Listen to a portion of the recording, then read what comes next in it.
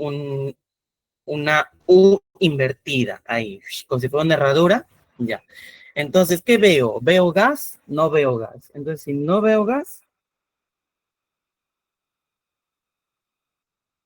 entonces, si no veo gas, no es necrotizante, es erematosa. Mira, aquí está grande, está agrandado. Entonces, es una intersticial edematosa. Ahora acá, vayámonos acá. ¿Cómo está esto? ¿Cómo está esto? Esto está diferente. Mira, tenemos todo esto. ¿Dónde se ve mejor? Acá se ve mejor. Acá se ve mejor. Todo esto de acá. Ya no tiene forma, ya no tiene forma.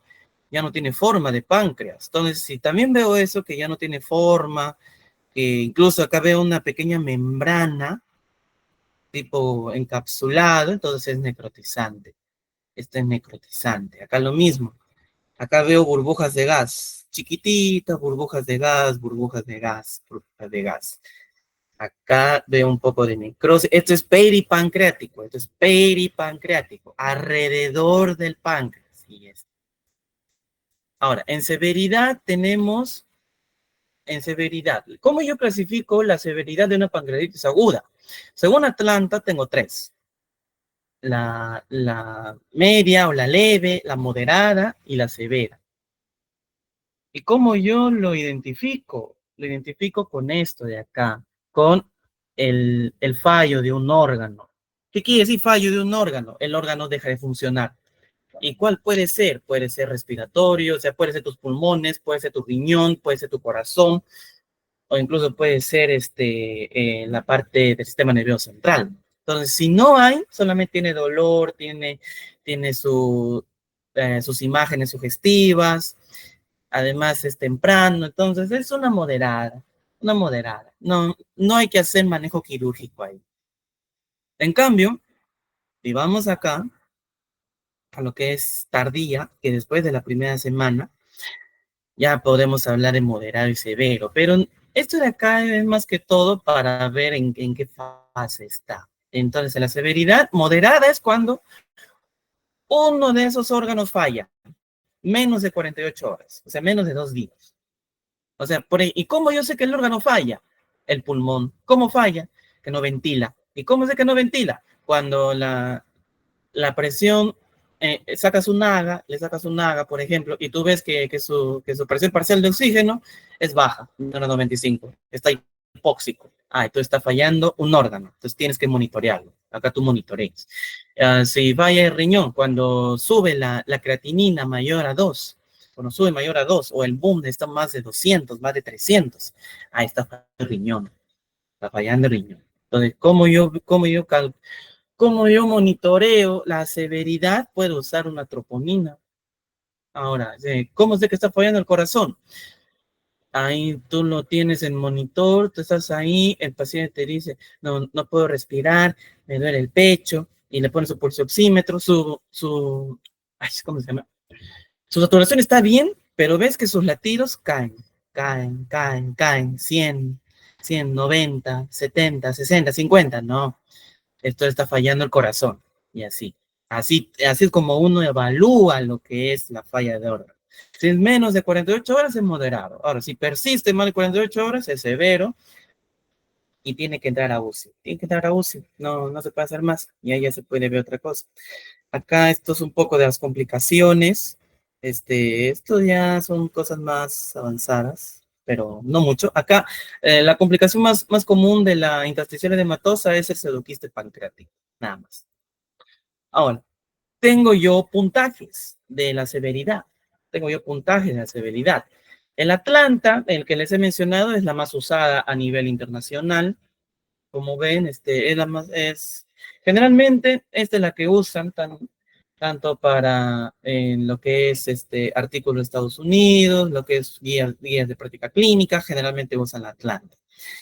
En cambio, si tú quieres saber severidad y además intentar predecir la mortalidad, porque eso es lo importante,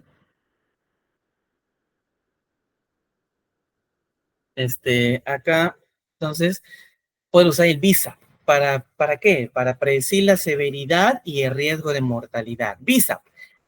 B del boom, tiene que ser mayor a 25, I de lo que es deterioro del estado mental, S de Sears,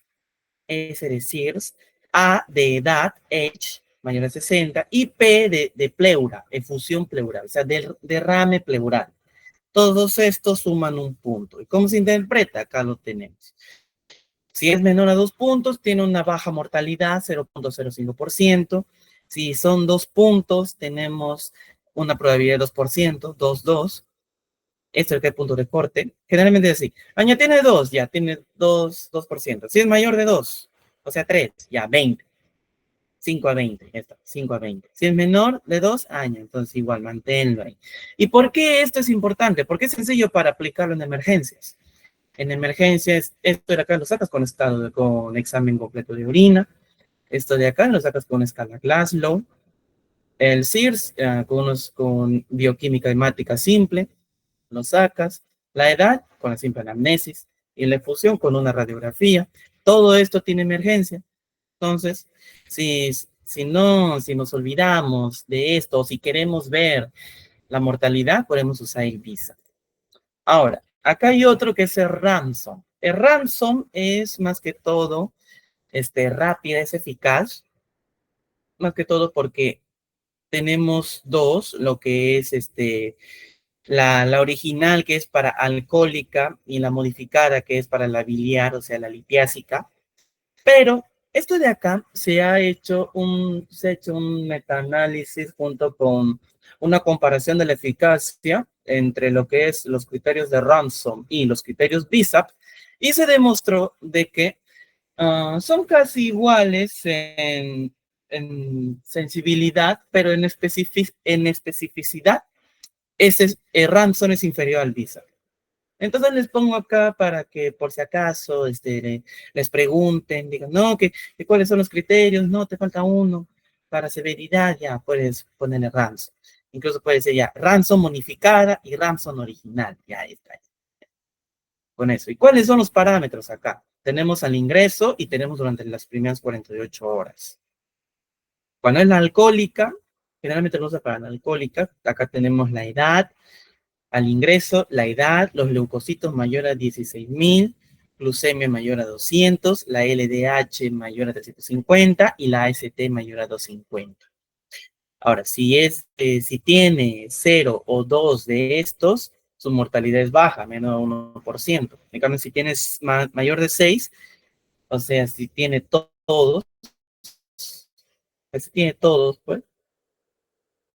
ya prácticamente el paciente está en las últimas ya. Ya no se puede hacer mucho. Ahora, este es uno nuevo que ha nacido. Esto también lo menciona lo que es la revista peruana de cirugía endoscópica, ahorita lo vamos a ver más adelante, que es la clasificación en base a determinantes. Acá ya lo divide en 4: leve, moderada, severa y crítica. Esto de acá nació de una revisión de los criterios de Atlanta desde 2019, que fue realizado allá también en Atlanta, y se demostró de que esto es una nueva propuesta de clasificación de severidad. En la leve tenemos que no hay nada, o sea, solamente tiene el dolor y esto, no hay falla de órgano, no hay necrosis pancreática ni peripancreática. En la moderada tenemos una falla de órgano transitoria y o una necrosis pancreática o peripancreática estéril.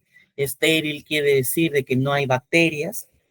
La severa es cuando hay falla de órgano persistente o necrosis infectada, tanto pancreática como peripancreática. Y la crítica es cuando hay falla de órgano persistente y una necrosis. ¿Y por qué lo menciona? Que es una nueva propuesta. Más que todo por esto, porque está repitiendo.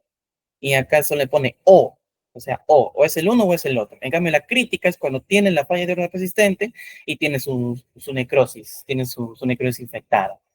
Entonces ahí sí ya entra otra cosa. Esto de acá simplemente es para mostrarles, esto es otra clasificación, los criterios de Apache, pero es muy difícil de aplicarlo en la forma general, debido a todas las variables que pide. Es muy difícil de aplicarlo. Ahora, el manejo médico, tenemos esto es un flujograma de la norma técnica de la salud. Si tu paciente está con pancreatitis aguda, su tratamiento inicial, ¿cuál es? Manejo del dolor, manejo del fluido, con eso también. Y además, también tienes que velar para que se haga o no una colecistectomía, o si no, tienes que darle de comer. En el dolor, ya depende de cómo tolera el paciente, tienes que ver, pues, generalmente, depende mucho, porque a mí me han enseñado en medicina interna de que en el analgésico no hay nada de desescalamiento o escalamiento en la tabla, según la OMS. No. Si el paciente no tolera y está gritando de dolor, pone tramadol. En cambio, en clínica quirúrgica me han enseñado otra cosa. Entonces, así como la medicina es un arte, entonces cada uno ya al final mueve todo esto, mueve estos engranajes y hace lo que le funciona mejor. Y así como le vengo a enseñar también. Ahora, clasificación de severidad, acá tenemos, y acá es importante la nutrición, porque acá en el tratamiento inicial no le vas a dar de comer, entonces vas a dañar lo que son las células del intestino, en los enterocitos, lo vas a dañar. Entonces tienes que, una vez que está en leve moderado, tienes que darle esto, su tratamiento básico, acá está, ¿ve? Administrar opioides. Y además, si el paciente tolera vía oral, tienes que darle su vía oral nomás, tienes que darle de comer. Tienes que darle de comer. Porque, a ver, una experiencia que me ha pasado es que, ah, no voy a mencionar con qué doctor, pero sí me pasó de que estábamos en fase de visita en la parte de hospitalización y cirugía, y había un paciente que estaba 17 días sin comer, literal, 17 días sin comer, y el paciente refería hambre, el paciente incluso refería sed, y no le dejaban tomar. Y eso, pues, entonces acá hay que valorar mucho esto, hay que valorar mucho esto. Y si no tolera, acá menciona nutrición enteral temprana, que menciona de salud. En cambio, si es severo, tienes que hacer fluidoterapia, lo mismo, es casi lo mismo acá. Y si todo esto falla, ahora sí nos vamos a lo que es el manejo quirúrgico. Esto de acá es un poco las tablas, lo que les quería mencionar, el escalonamiento, como les digo. Si ustedes quieren aplicar el escalonamiento, adelante. Yo tengo compañeros que sí lo aplican, tengo docentes que sí lo aplican, entonces yo les digo. Y acá tenemos que la revista de la Sociedad Peruana de Cirugía Endoscópica nos menciona de que las dosis de los AINES y las dosis de los opioides. Acá generalmente, aquí dicen dolor leve a moderado y hay un techo analgésico, y acá no hay techo analgésico. Es casi lo mismo.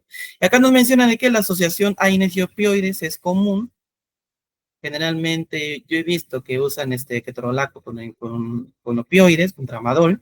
Incluso se puede hacer otros, y si no soporta todo esto, ya haces bloqueo, o sea, inyectas anestesia, no se puede hacer nada. Para el manejo quirúrgico, hay que acordarse del más que todo, si todo esto falla, lo que ya les he mencionado, si todo falla, el paciente sigue mal, el paciente está mal, está en UCI, no es cuando se recupera, entonces tengo que pensar en una pancreatitis aguda necrotizante infectada.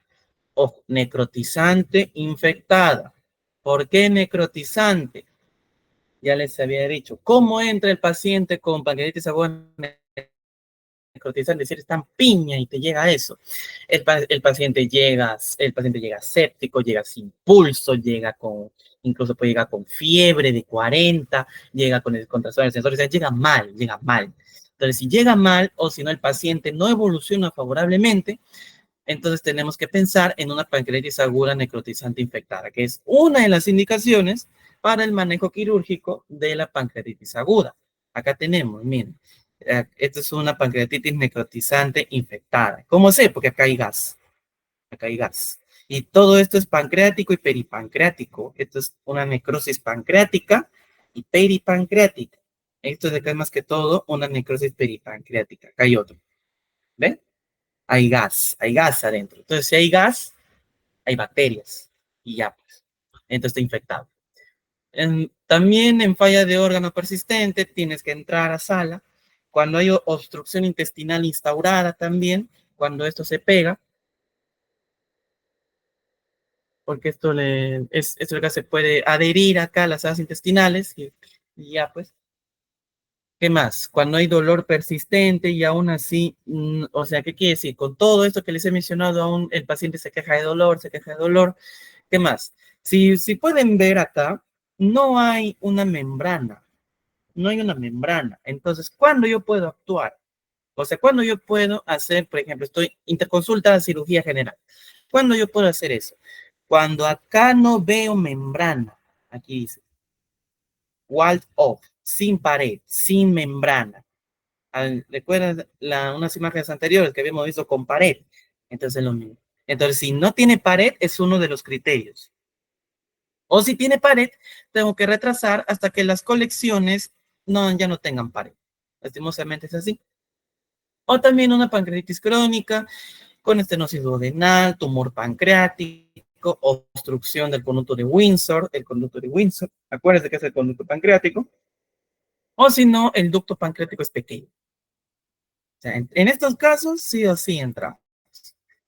Ahora, antes de entrar a lo que es el manejo quirúrgico per se de pancreatitis, podemos hacer dos cosas. Se puede hacer una CEPRE, o sea, con una esfinterotomía. O sea, esfinterotomía es que tú rompes el esfínter, lo abres, por lo que está ahí colapsado, lo abres, o una colecistectomía, o sea, sacas la vesícula. ¿Cuándo puedes hacer una CEPRE con esfinterotomía?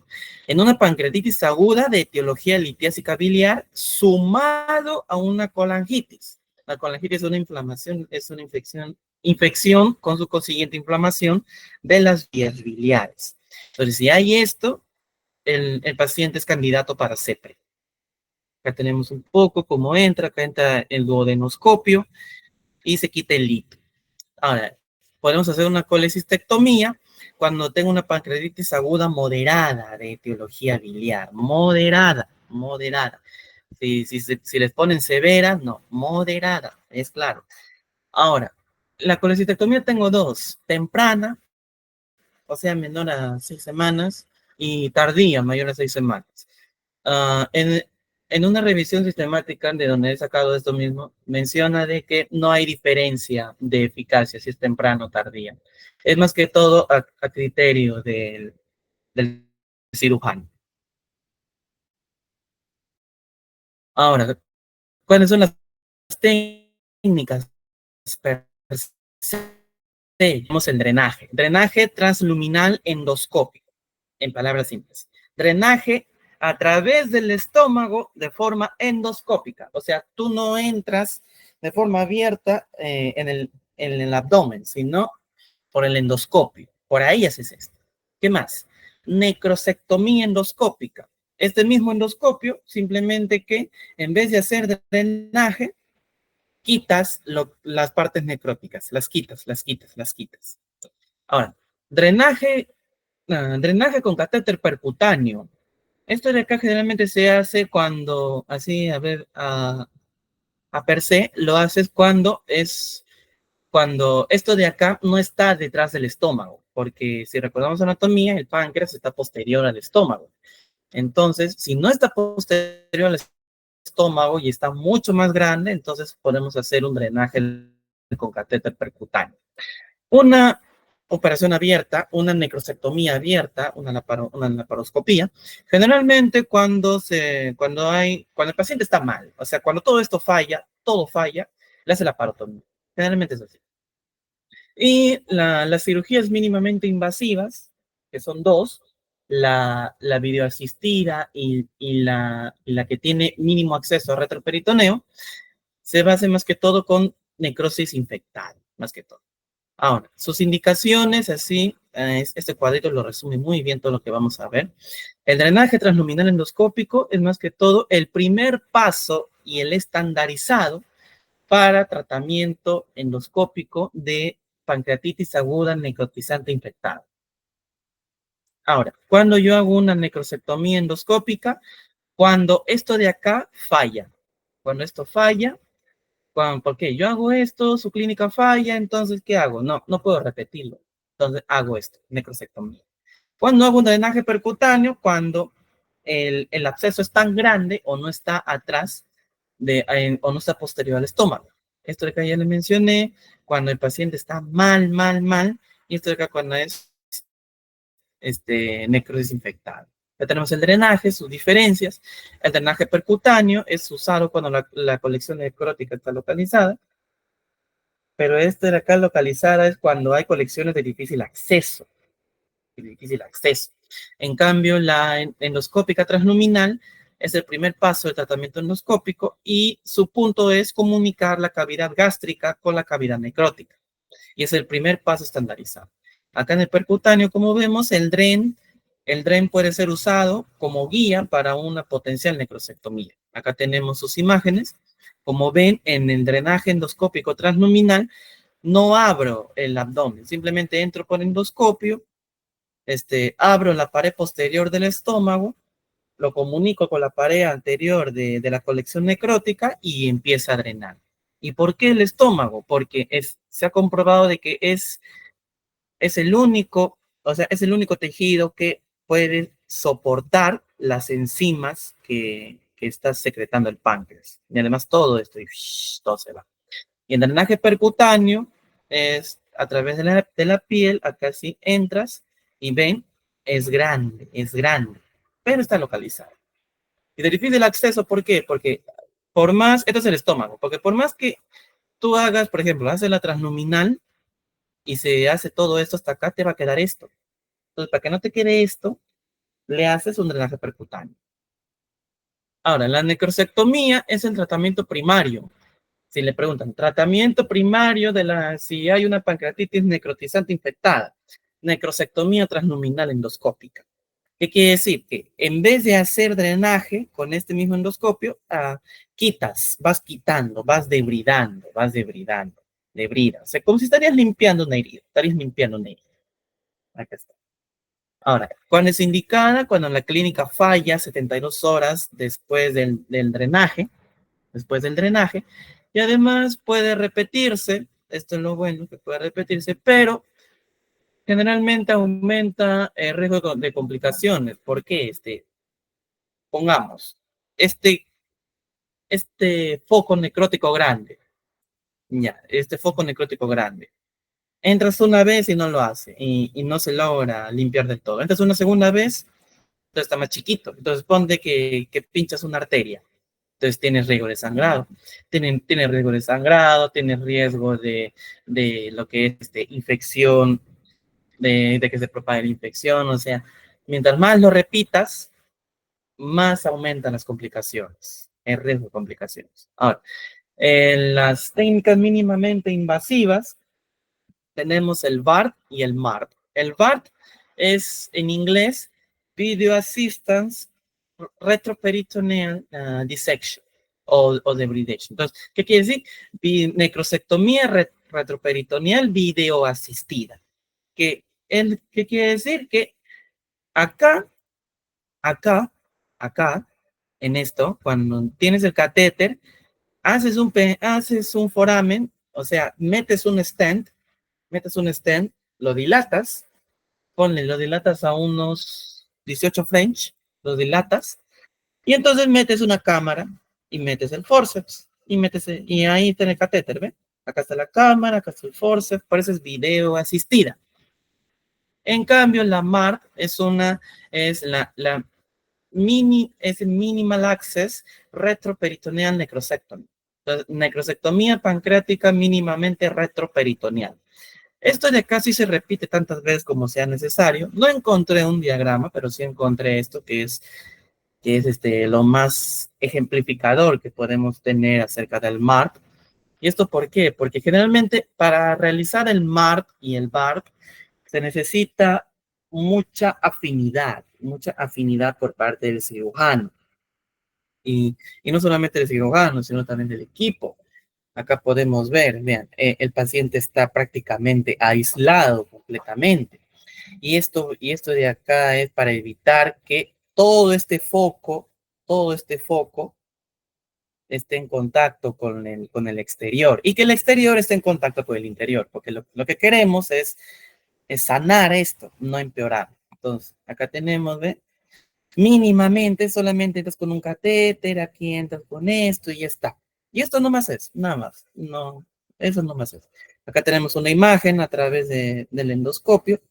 Bueno, esto de acá debería ser el endoscopio, porque entras con un endoscopio ahí. Idealmente, ahora tiene que ser así.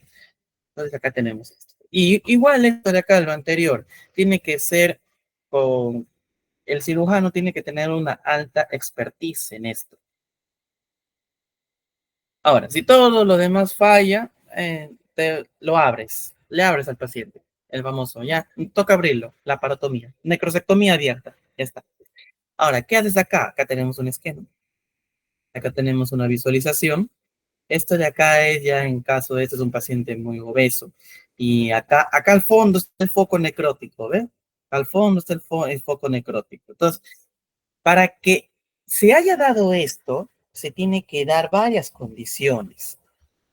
Primero, los focos necróticos no son accesibles vía endoscópica. O sea, ponte que está en un lugar muy difícil, que no puedes entrar por ninguno de estos medios, que no puedes entrar por ninguno, no puedes entrar por ninguno. Ahora, ¿cuándo está indicado? Cuando hay hemorragias, cuando hay perforación, cuando hay isquemia intestinal o cuando hay síndrome compartimental abdominal. ¿Qué quiere decir? Que aumenta la presión intraabdominal y esto de acá me puede dañar las vísceras y eso es lo que no queremos. Y además, cuando hagas esto, como al fondo, acá tenemos un receso, recordemos, ahí tenemos un receso, entramos por ahí y tenemos acceso a lo que son los vasos mesentéricos. Entonces, ¿qué tenemos ahí? Tenemos que evitar que todo ese foco necrótico toque el aumento. Porque si toca el aumento, entonces da por perdido ese aumento, da por perdido ese aumento. Tienes que darlo por perdido. Ahí tenemos, ¿ve? Ahí al fondo. Es un procedimiento de emergencia, es un procedimiento de alta emergencia, por eso para realizar, acá en manejo quirúrgico tienes que ver mucho lo que es la viabilidad, o sea, si el paciente o el caso es viable para hacer, por ejemplo, para hacer una necrosectomía endoscópica, para hacerle un drenaje transluminal, para hacerle un drenaje percutáneo, tienes que ver la viabilidad. Y para hacer también una necrosectomía abierta, tienes que ver también la viabilidad del paciente. Influyen muchas cosas, no solamente es que, tiene hemorragia, tiene perforación y ya está. No, tienes que evaluar, tienes que evaluar el estado del paciente. Si el paciente está débil, o sea, está muy delicado, que tú lo cortas y al toque hace shock, entonces no, entonces tienes que ver otra forma. Tienes que ver otra forma. Entonces, en cambio, si el paciente, si puede soportar la anestesia, porque esto de acá requiere anestesia general. ¿Por qué? Porque la anestesia raquídea solamente dura 1 hora. Entonces, hacer esto en 1 hora es prácticamente correr. Entonces, tienes que ver eso, que soporte la anestesia, que soporte la pérdida de sangre, que tienes que ver todo esto. O sea, todo tiene que ser con todo esto en mente y además el paciente influye mucho. ¿Por qué?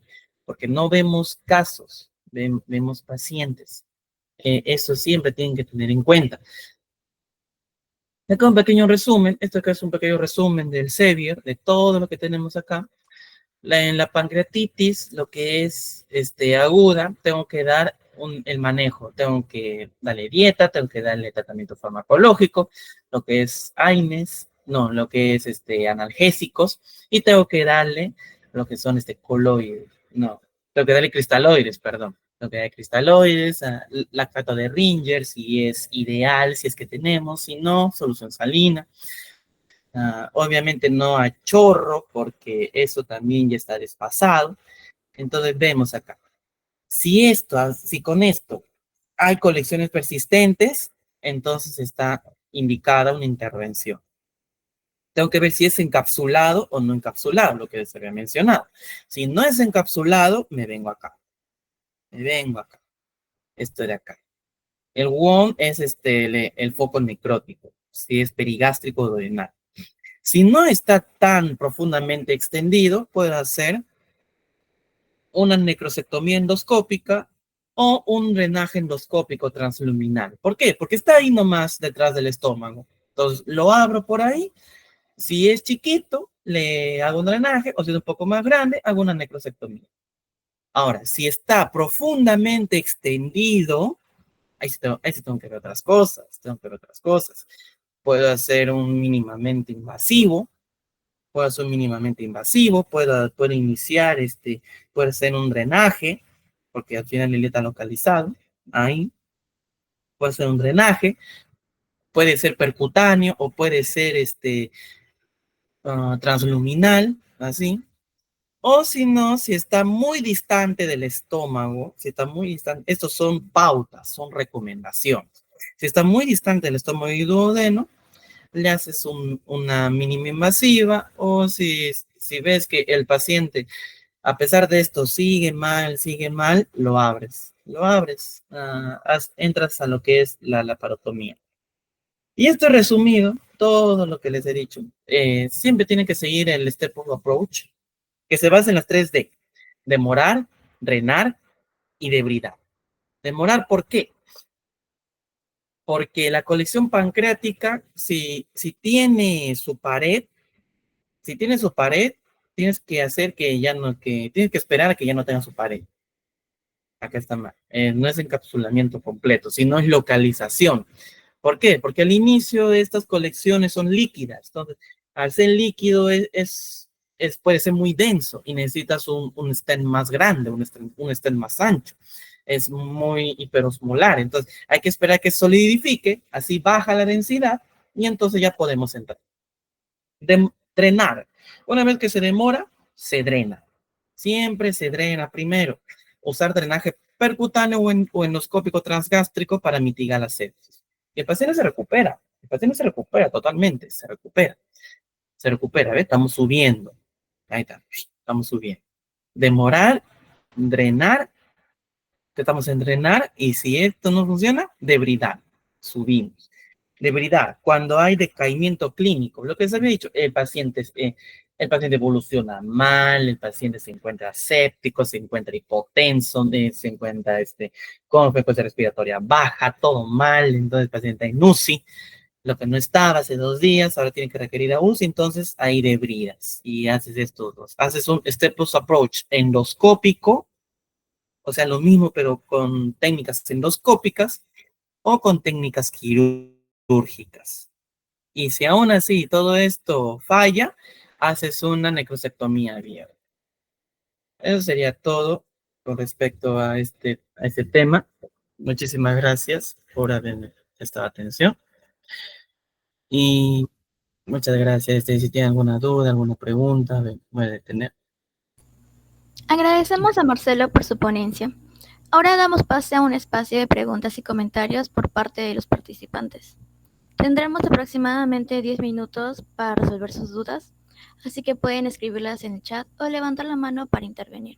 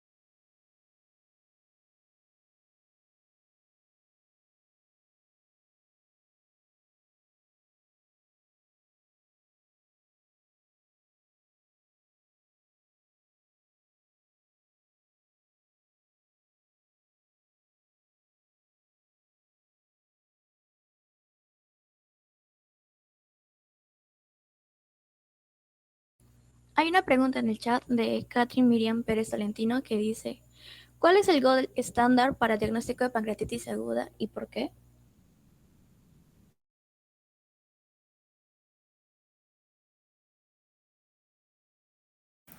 Hola, buenas noches.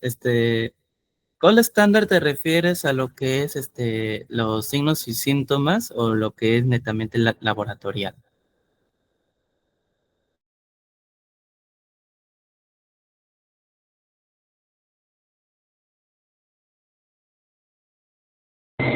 Buenas noches. Marcelo, con respecto a la pregunta, mencionaste en tu exposición sobre los diagnósticos a través por métodos de imagen, y entonces está pues la ecografía, la TAC, la resonancia, pero ¿cuál de los tres es el gold estándar para el diagnóstico de pancreatitis aguda? Creo que ya lo mencionaste, pero es importante recalcarlo, ¿no? Ah, sí, claro. De hecho, eso estaba revisando hasta por eso en la clase, porque a mí me habían enseñado que era la tomografía, pero en nuevas revisiones se ha visto de que la tomografía no permite distinguir lo que son los fluidos de otros. Entonces, se ha puesto ahora como gold estándar la resonancia magnética en este caso. ¿Por qué? Porque permite una mejor visualización tanto del tejido como si tiene su membrana o no, así como de la implicancia de los tejidos peripancreáticos en este caso.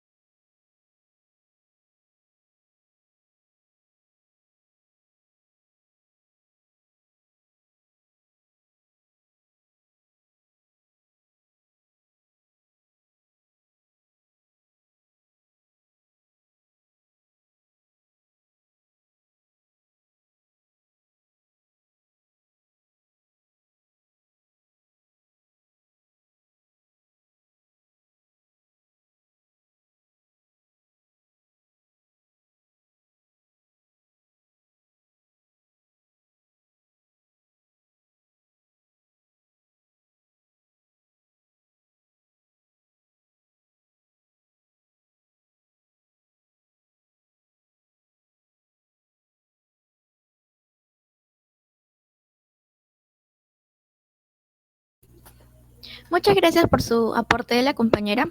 Ahora damos inicio a una parte muy especial, la trivia académica, donde pondremos a prueba lo aprendido de esta sesión. Doy pase a la compañera Priya Ibricia. Muy buenas noches con todos. El día de hoy, me presento, mi nombre es Priya del Tucto y tendré el gusto de guiarlos junto con mi compañera Brisa, que me estará ayudando a compartir la pantalla en esta parte interactiva de la jornada, las cuales son las trivias académicas, ¿sí?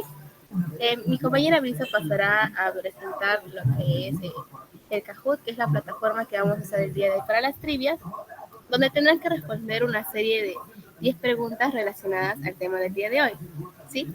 Estaré pasando el link de la plataforma para que ustedes puedan ingresar y mi compañera empezará a proyectar. ¿Sí? Un momento.